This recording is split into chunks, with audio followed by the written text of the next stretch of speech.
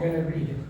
All the lists of the incarnations of Godhead submitted herewith are either plenary expansions or parts of the plenary expansions of the Supreme Godhead. But Krishna is the Supreme Personality of Godhead Himself.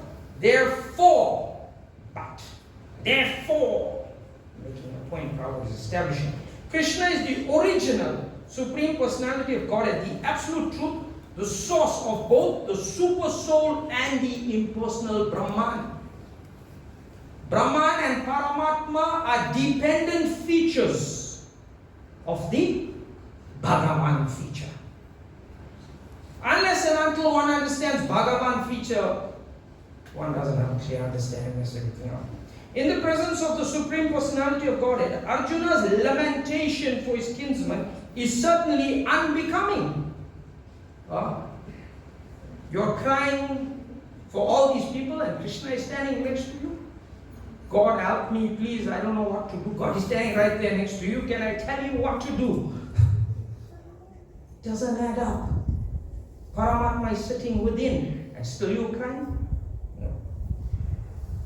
It's unbecoming. And therefore, Krishna is expressed his surprise with the word kuta. I said not dog. Wherefrom such impurities are never expected from a person belonging to a civilized class of men known as Aryans. Civilized.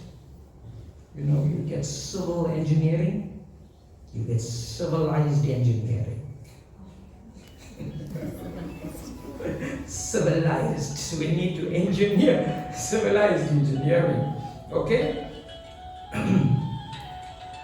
Belonging to the civilized class of men known as the Aryans. The word Aryan is applicable to persons who know the value of life and have civilization based on spiritual realization.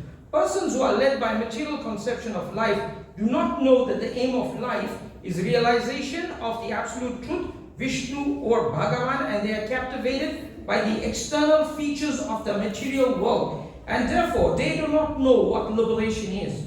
Persons who have no knowledge of liberation from material bondage are called non-Aryans. So, Krishna is saying to Arjuna, how you come to such a point of misunderstanding? You're misunderstanding everything, therefore you are in this depressed state of mode. You shouldn't be like that. You're an Aryan, you should know. Although Arjuna was a Kshatriya, he was deviating from his prescribed duties by declining to fight. He's finding excuses not to do his duty.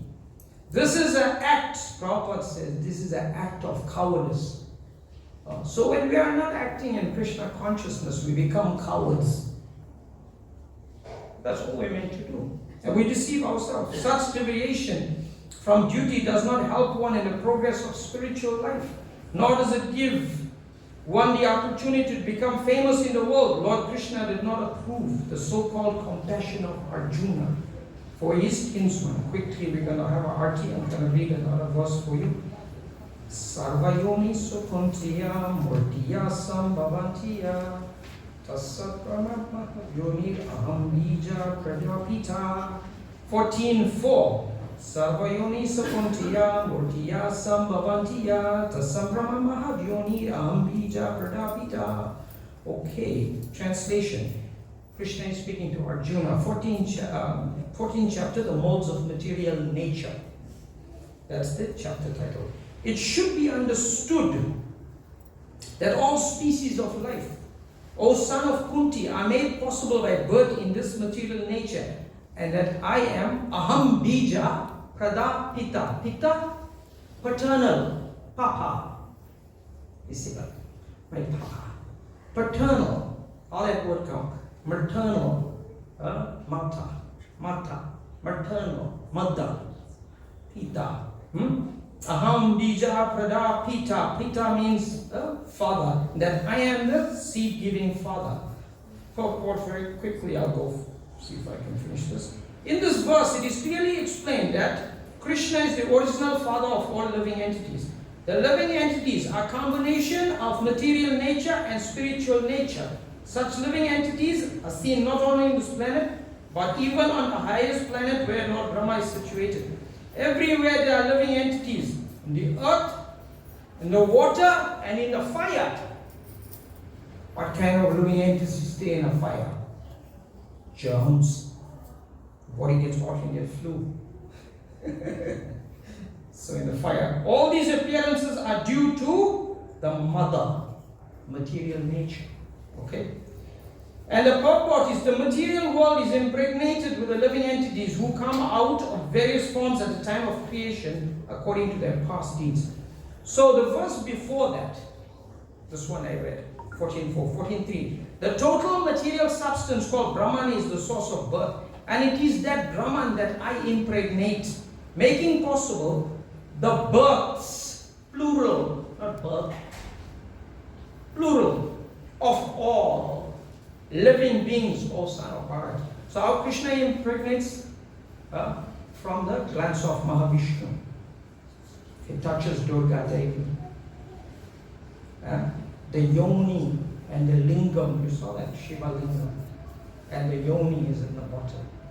The womb of material nature is being impregnated by the male and female organ. This is explained in the Brahma Samhita, prototype creation of sex life. That's explained there very nicely. That Shiva lingam is this glance of Mahavishnu. Takes a personality form known as, Lord Shiva. Becomes Lord Shiva, that glance. And he places his glance, touches Durga like that's all that we know. Krishna doesn't touch mine directly, doesn't by his glance. It's all details you can read in Brahma Samhita. So, I'd like to conclude, and if I can make it on time.